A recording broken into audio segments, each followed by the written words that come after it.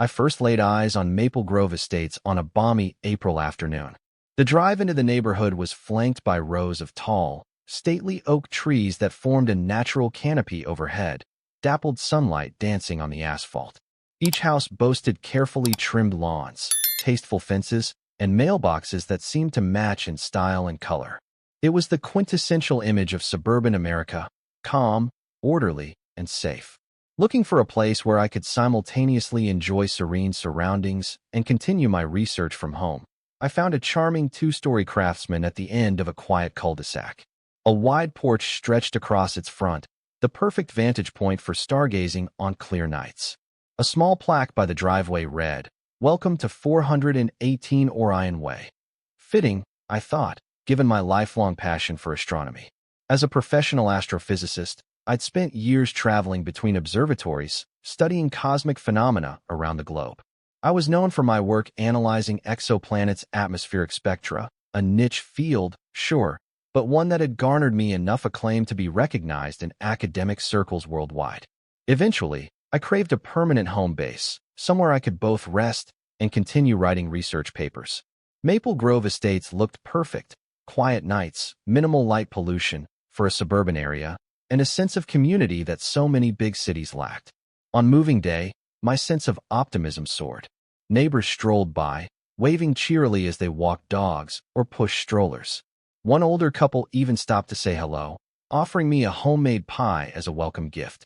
They mentioned a local tradition: nightly Star Watch gatherings at the small community observatory perched on a modest hill at the neighborhood's edge. "It's not huge," the elderly man chuckled, "but we're proud of it. Our local astronomy club built it 10 years ago. An observatory, here in the neighborhood?" My heart thumped with excitement. I'd read about it briefly online.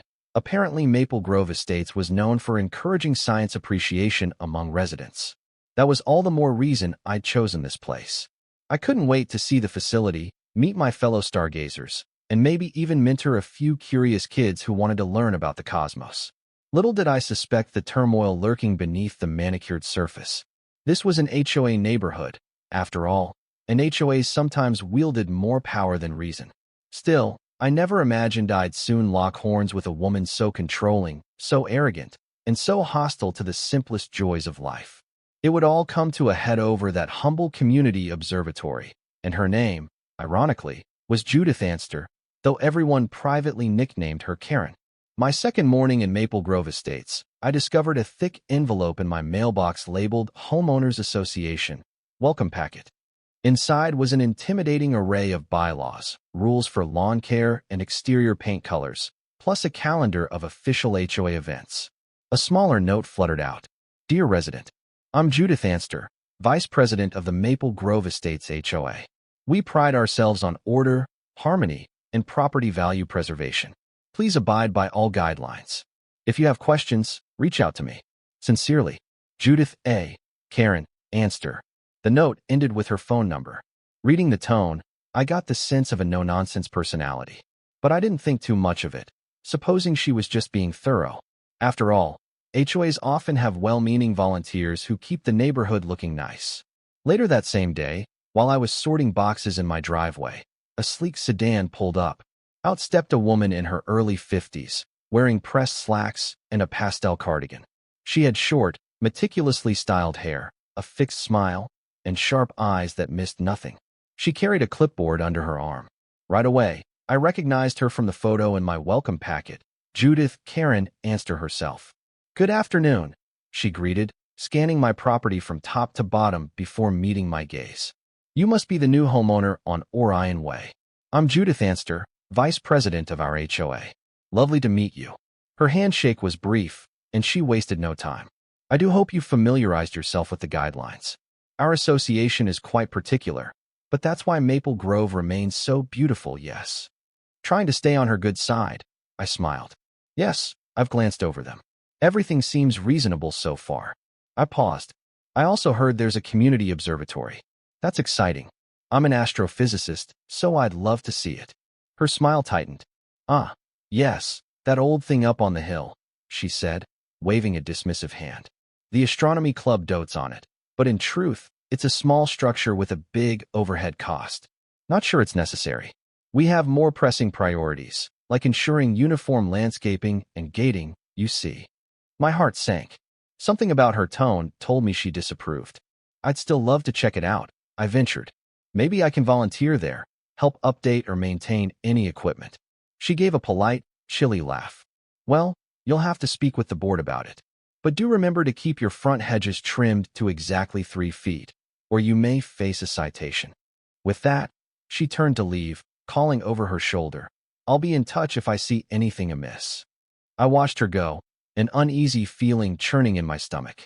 Perhaps she was just strict, but the seeds of a deeper conflict were clearly there. I returned to unpacking, mentally noting to connect with the astronomy club soon, and to watch out for any petty citations from Ms. Karen. Over the next couple of weeks, I settled into a comfortable routine, finalizing furniture placements, jogging in the mornings, working on research proposals in my home office. In the evenings, I ventured to the top of the hill behind the neighborhood, following a gravel path that led to the Maple Grove Estates Observatory. It wasn't large, just a squat circular building with a sliding dome roof, big enough to house a moderate telescope. A small sign read, "Built by the Maple Grove Astronomy Club, 20XX. On my first visit, I found a handful of neighbors there. An older gentleman named Ted, wearing a NASA baseball cap, introduced himself as the astronomy club's de facto leader. We open the dome a few nights a week, he explained, especially when there's a planet or interesting deep sky object to see. We even let local kids come for star parties. He beamed with pride, then asked, "You into astronomy?" I gave a modest smile. "Yes, I'm actually an astrophysicist. I've worked at professional observatories around the world." Immediately, the small group grew excited, bombarding me with questions about my research. I felt at home among fellow stargazers, discussing everything from Jupiter's moons to distant nebulae. Ted sighed. "I wish the HOA cared more about supporting us. We built this place a decade ago with the previous board's blessing, but the new vice president, Ms. Anster, well, she's never liked it. Says it's an unnecessary eyesore." He lowered his voice. "We're worried she might push for budget cuts that could close the observatory altogether." I frowned. "But why? It's such a wonderful amenity for the community." Another club member, an enthusiastic college student named Mia, shrugged. She believes it doesn't attract enough people to be worth the HOA's resources. Also complains about the type of people who come, like visiting enthusiasts from outside Maple Grove. Calls them trespassers. Mia rolled her eyes. "Unbelievable," I murmured. "A place like this fosters science education and community engagement. And it's not large enough to create big budget issues, right?" Ted shook his head. "Exactly. But she sees it differently. We rely on a small monthly stipend from the HOA for electricity, plus we occasionally need maintenance funds. That's what she wants to cut." Gazing at the telescope, I felt both awe and concern. The thought of losing this community treasure was heartbreaking. "I'll support you if any HOA votes come up," I promised. "Maybe we can sway the board." "Thank you," Ted said, relief in his eyes. "We'll need all the help we can get." From that moment on, I was determined to keep the observatory thriving. Yet I had no idea how far Ms. Anster, Karen, would go to sabotage it. A few days later, I caught wind of new developments at the monthly HOA meeting. Held in the community center, the gathering typically drew modest attendance, mostly older residents or folks with grievances. Curiosity piqued, I attended. Seated at a long table at the front, Ms. Anster led the meeting with an air of unearned grandeur. She rattled off items about lawn violations, fence color palettes, and dog walking rules. Then, near the end, she cleared her throat dramatically. "Finally, we must address an ongoing matter, the Maple Grove Estates Observatory. We've noted a shortfall in the HOA budget, and the cost of maintaining that structure is significant. Additionally, we've had complaints about bright lights or late-night gatherings. It might be prudent to reduce or discontinue funding." She paused, scanning the room. Ted rose, voice shaking but resolute. "We rely on minimal funding, just enough for electricity and occasional repairs. It's an educational resource. The community takes pride in it. Many of our children have been inspired by the night sky." Karen's lips curved into a tight-lipped smile. "Your passion is commendable, Mr. Carson, but we must keep everyone's best interests in mind. This observatory is not widely used." A few neighbors bristled. One mother spoke up, describing how her son fell in love with astronomy thanks to star viewing nights. Another older gentleman recounted how the place brought the community together. I chimed in, though carefully, introducing myself as new to Maple Grove, but vouching for the observatory's unique value. I'm an astrophysicist, I said simply. And from a scientific and communal perspective, such a facility is a priceless educational asset. Karen frowned, clearly irritated that a professional had weighed in. Noted, she said stiffly, but the budget strain remains. The board will review its options. If we can't justify the cost, we might repurpose or decommission the site. Meeting adjourned. She banged the gavel, ignoring the murmurs of protest. As people filed out, I heard her telling another board member, astrophysicist or not, we can't waste money on some vanity project. My blood boiled. Was she truly so blind to the intangible benefits of science and curiosity? Outside, Ted and the astronomy club members looked downcast. We'll keep fighting, I assured them. She doesn't have the final word. There's the rest of the board and the entire community. They thanked me, though fear lingered in their eyes. I walked home with an uneasy sense that Karen might escalate beyond just cutting funds. She seemed to harbor a deeper resentment toward the observatory, perhaps seeing it as a symbol of outside influences she couldn't fully control. My instincts told me this battle had only begun. In the weeks that followed, rumors abounded that Karen was pressuring the other board members behind the scenes. One night, I got a frantic call from Ted. They're planning a secret vote to slash the observatory's budget drastically. We only learned about it by accident. I'm worried we'll lose everything. I promised I'd attend any board meeting and voice support. Meanwhile, I started quietly canvassing neighbors, explaining the observatory's importance. Many were sympathetic, but they also expressed fear of crossing Ms. Anster. She can be vindictive, whispered one resident. She'll fine you for the smallest code infraction if you push her too far. People just go along with whatever she wants to avoid trouble. Nevertheless, a small but determined group rallied, planning to speak up at the next HOA session.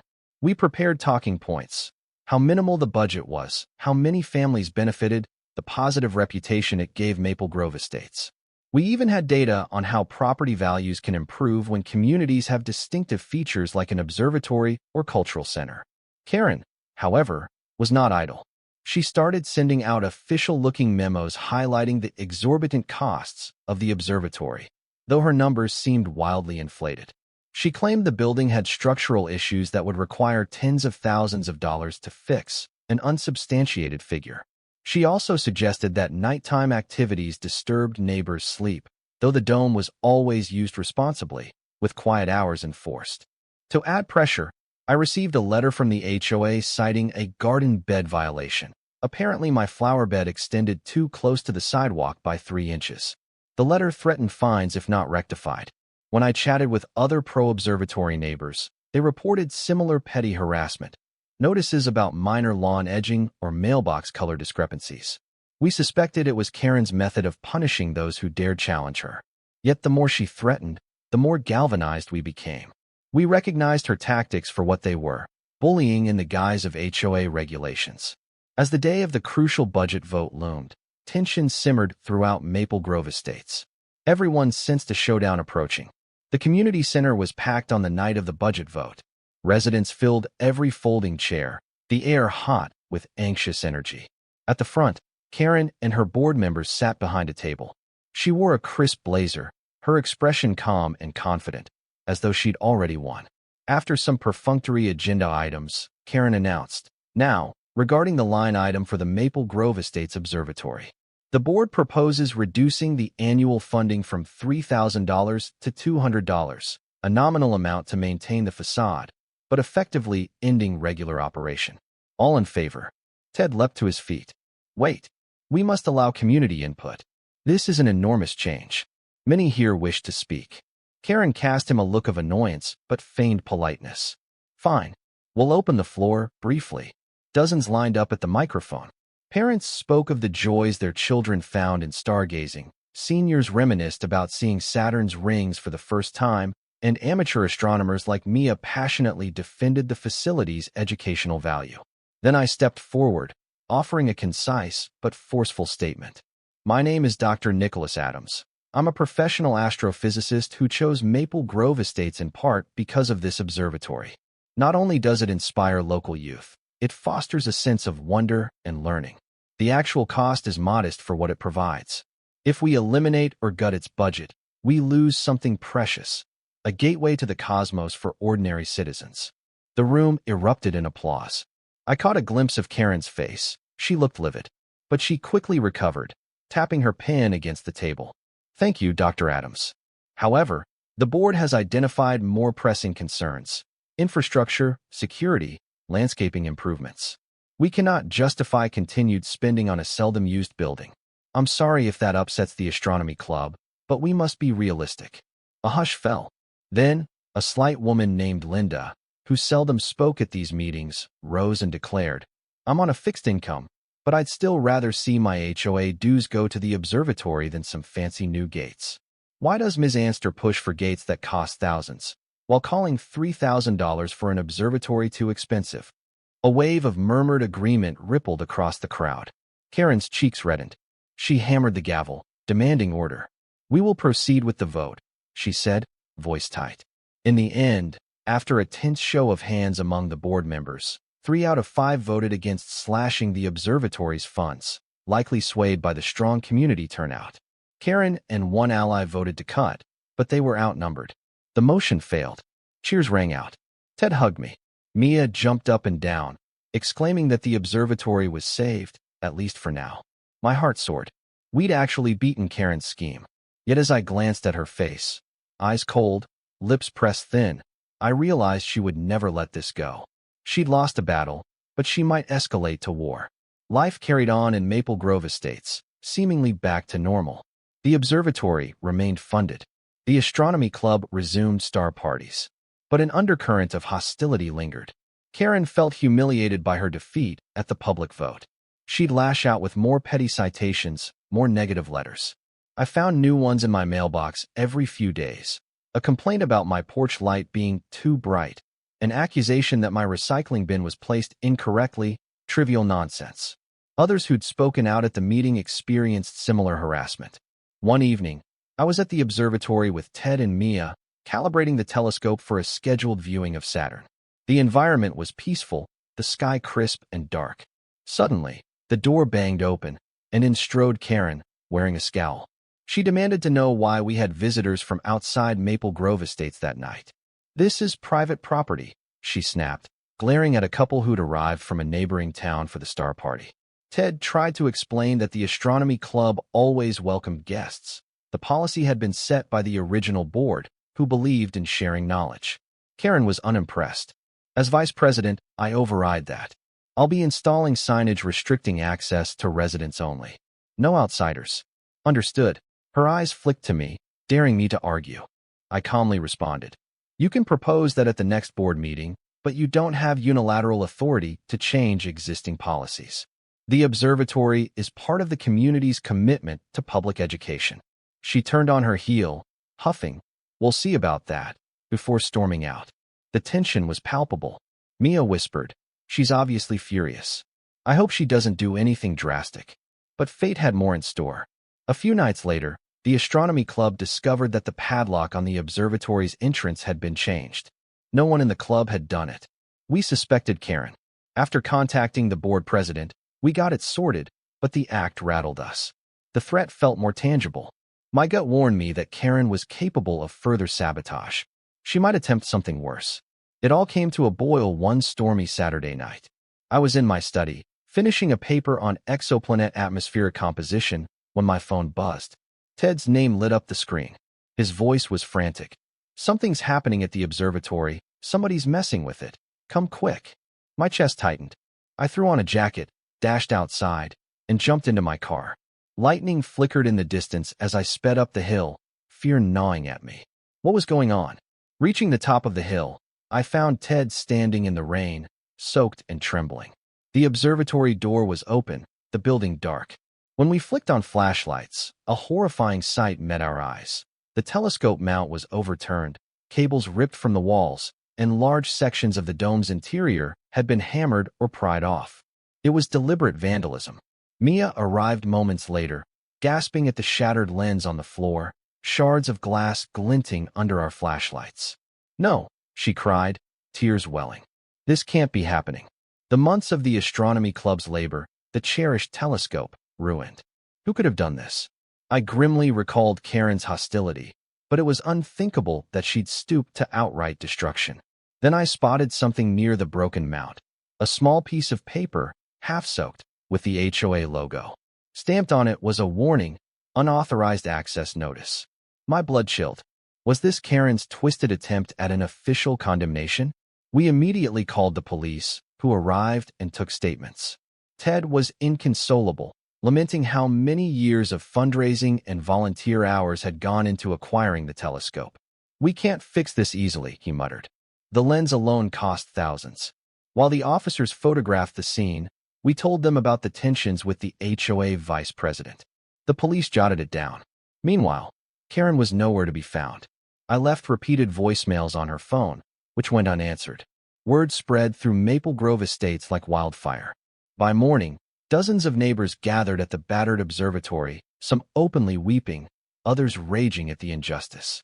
Mia posted pictures on social media, the local news picked it up, and soon reporters were calling, asking about the bizarre vandalism of a community science amenity. An outpouring of sympathy and fury ensued. People asked how they could help rebuild, who could do such a thing.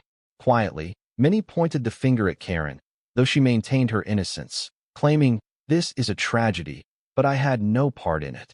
She even sent out an HOA-wide email claiming the astronomy club had failed to secure the building, leaving it vulnerable to intruders. Transparent deflection, yet some might believe her. I felt an urgent need to expose the truth. But without direct evidence linking her to the crime, the police were hesitant to press charges. They said, "We're investigating all leads." My gut told me Karen either did it herself or orchestrated it. She had motive, opportunity, and had made repeated threats. But how to prove it? Public outrage soared. Donations poured in from astronomy enthusiasts around the county, wanting to help repair the telescope. Meanwhile, I ramped up my own involvement. Having a certain amount of public influence, given my position as a recognized astrophysicist, I reached out to media contacts, explaining the significance of the observatory and the suspicious context. Local newspapers ran headlines like "Beloved Community Observatory Destroyed," "Sabotage," or "Accident." Karen tried to stifle the conversation. The HOA website posted an official statement disclaiming any responsibility, urging everyone to avoid speculative accusations. At the next board meeting, she claimed it was likely a random act of vandalism by rowdy teenagers. But the community wasn't buying it. Around that time, a neighbor named Aisha approached me privately. She worked nights and sometimes walked her dog in the late hours. Aisha confided she'd seen Ms. Anster's sedan near the observatory that stormy evening, parked off to the side. "I didn't think much of it at the time," she whispered. "But now, it feels suspicious." Her trunk was open, and she was carrying something heavy, like a toolbox. My heart pounded. This was the first real eyewitness account suggesting Karen's direct involvement. Aisha was terrified of retaliation, but I convinced her to talk to the police. She eventually agreed, giving a statement that placed Karen at the scene. While it wasn't absolute proof, it was enough for detectives to question Karen more thoroughly. She stumbled in her explanations, first denying she'd been near the observatory, then admitting she'd driven by to check on it, but left quickly. The police found inconsistencies in her timeline. Additionally, I discovered that the warning, "Unauthorized access," note left at the scene was from a batch of HOA forms that Karen had exclusive control over. Only her signature was on them. She'd posted them on residents' doors before for minor infractions. This suggested she was intimately connected to the sabotage. With the net closing in, Karen grew desperate. She filed nuisance complaints against me and other astronomy club members. She even threatened to sue for harassment if we kept tarnishing her good name. But the tide of public opinion had turned fiercely against her, and we soon found that was the least of her worries. Under immense pressure from outraged residents, the HOA board convened an emergency meeting to address the observatory's destruction. Maple Grove Estates clubhouse overflowed with neighbors, local journalists, even a few high-profile science communicators who'd heard the story. Cameras flashed. The tension was electric. Karen sat at the board table, arms folded. She wore a stony expression, refusing eye contact with the crowd. The board president opened the floor for discussion, and a line of furious residents formed, each demanding accountability. Some demanded Karen's immediate resignation. Others called for a full investigation. Ted took the mic, voice shaking with emotion. I've poured my heart into that observatory for years. Now it's in ruins. We have eyewitness testimony placing Ms. Anster at the scene, along with her known hostility. Is the board going to turn a blind eye to this? Karen shot up. I will not stand for these baseless accusations. She gripped the mic with white knuckles.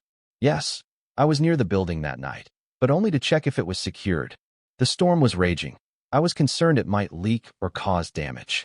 How dare you paint me as a vandal? The crowd murmured, unconvinced. I stepped forward. Ms. Anster, you've threatened to defund the observatory. You changed the locks unilaterally. You posted official warnings, and neighbors saw you with a toolbox. If you truly cared for its security, why not coordinate with the Astronomy Club? Why hide your presence? Red blotches crept across her cheeks. I had every right, but I continued calmly. The police found that the forced entry lines up with specialized tools. The clubhouse security camera captured you driving away from the hill at a suspicious time. That footage is now in the detective's possession. I paused, letting that sink in. Indeed, the police had quietly retrieved partial footage from a neighbor's security camera, showing a car matching hers on the access road, though the license plate was partially obscured. Still, it strengthened the case.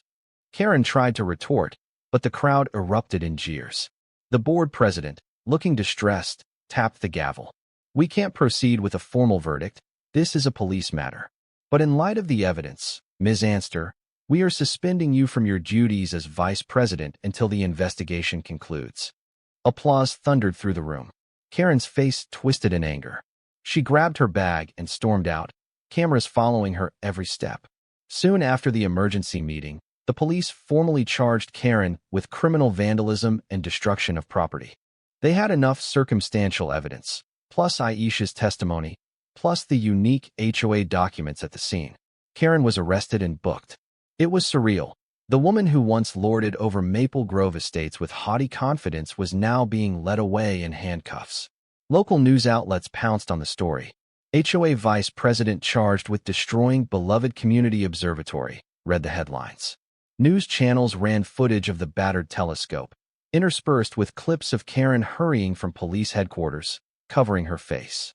Public sympathy overwhelmingly sided with the Astronomy Club. The online astronomy community launched a fundraiser to help rebuild. Meanwhile, the Maple Grove Estates HOA board scrambled to distance themselves. They stripped Karen of her position. Some members claimed ignorance of her personal vendetta. Others apologized publicly for not reining her in sooner.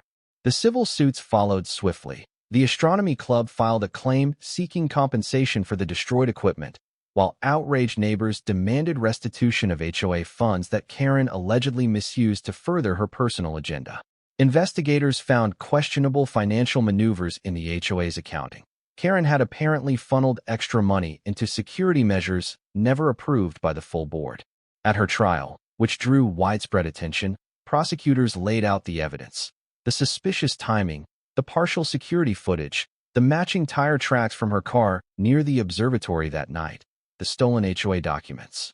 A forensic tool expert testified that the damage matched a specialized crowbar found in Karen's garage. She tried to maintain her innocence, but the evidence was damning. The judge condemned her actions as an egregious abuse of authority and a senseless attack on a community resource. Karen was convicted, sentenced to time in prison for felony vandalism, plus hefty restitution. Additionally, the civil court ordered the confiscation of her property to cover the astronomical, pardon the pun, repair costs of the destroyed telescope. With Karen gone, Maple Grove Estates breathed a collective sigh of relief. The remaining HOA board members reached out to the Astronomy Club, pledging renewed support. They allocated emergency funds for the observatory's restoration. Residents volunteered labor to clean up the debris, scrape away damaged interior panels, and patch up the dome. Word spread through the astronomy community, and donations continued pouring in from individuals and organizations who cherished the idea of everyday citizens gazing at the stars. Even a few well-known astrophysicists sent supportive messages or small grants. I connected the club with some contacts in my professional network, and soon we had an opportunity to acquire a refurbished 14-inch telescope, an upgrade from the original. The astronomy community was determined that Maple Grove's facility wouldn't just be rebuilt, it would come back stronger than ever. Ted, once inconsolable, now looked rejuvenated as he led volunteers in painting the observatory's walls a fresh coat of white. Mia coordinated a big reopening star party, inviting neighbors, local schools, and the media to witness the restored site. The sense of unity was palpable. Maple Grove Estates had faced a crisis, discovered the worst in one of its members, and emerged more cohesive, determined to celebrate the night sky together. Meanwhile, Karen languished in legal and financial ruin, a cautionary tale of how personal vendettas and lust for control can lead to tragic outcomes. She'd lost her vice presidency, her home, and her freedom. The home that once displayed her proud HOA decorations was sold at auction to help pay for the tens of thousands of dollars in damages. Locals shook their heads at the scandal's absurdity. All that destruction, simply because she couldn't stand the presence of a small, community-built observatory. On a crisp autumn evening, the Maple Grove Estates Observatory reopened. The brand-new telescope gleamed under the dome, ready to share its cosmic wonders. Families and friends gathered, faces alight with anticipation. Children pointed at the stars overhead, squealing in delight every time an adult mentioned Saturn's rings or Jupiter's moons. Ted, choking back tears of gratitude, thanked the entire community. "This is more than a building," he said. "It's a symbol of our shared curiosity, our resilience. We overcame attempts to shut us down, literally tear us down, and here we stand, looking up at the heavens again." I was invited to give a short presentation. I highlighted the majesty of the cosmos, reminding everyone that we, on our tiny planet, share a collective bond in gazing out at the universe. No one can truly own the stars, I concluded, but in places like this, we get to admire them together. And that's priceless. When night fully fell, the dome was opened. One by one, residents peered through the eyepiece at Saturn, shining bright in the southern sky.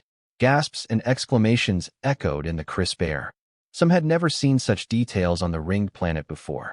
Others recognized it from prior visits, but the new telescope made the view crisper, more vibrant. To me, it was a testament to human cooperation triumphing over petty tyranny. A hush descended as the little ones took turns at the eyepiece, their jaws dropping in astonishment. Yes, Karen had tried to destroy this place, but the community's love for the stars had proven stronger. Life at Maple Grove Estates gradually returned to normal. The new HOA leadership learned lessons from the fiasco, adopting more transparency and encouraging community input on budget decisions. Freed from Karen's reign, neighbors felt relief. The petty citations stopped, replaced by a friendlier environment where differences were resolved without intimidation. The observatory soon flourished as a local icon. Nearby schools organized field trips. Families from neighboring towns visited for star parties. The club expanded, offering weekly science nights with guest speakers.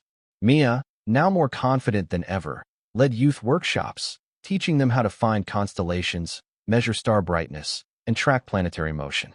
Ted proudly guided novices around the night sky, all while sporting his NASA cap. As for me, I split my time between academic research, still traveling occasionally to major observatories, and volunteering at Maple Grove's small but mighty dome. I'd found a sense of belonging, forging friendships with neighbors who shared my wonder at the cosmos. Sometimes, I recalled Karen's sneer, how she dismissed the observatory as an eyesore. How wrong she was. The only eyesore had been her toxic thirst for control. Karen ended up serving a prison sentence, her property confiscated, her reputation ruined. When the story spread beyond local news, it became a bizarre cautionary tale in national headlines. HOA Karen jailed for demolishing beloved neighborhood observatory. People shook their heads, baffled that anyone would sabotage a community amenity for such petty reasons. But in the end, justice prevailed. Now, on clear nights, I often find myself on the hilltop with neighbors, gazing upward. Our refurbished telescope glides smoothly, capturing crisp views of distant galaxies. And I feel a deep sense of gratitude for the miracle of starlight traveling across unimaginable distances, for a community that rallied together, and for the knowledge that no matter how dark things might seem, hope and shared curiosity can light up the night.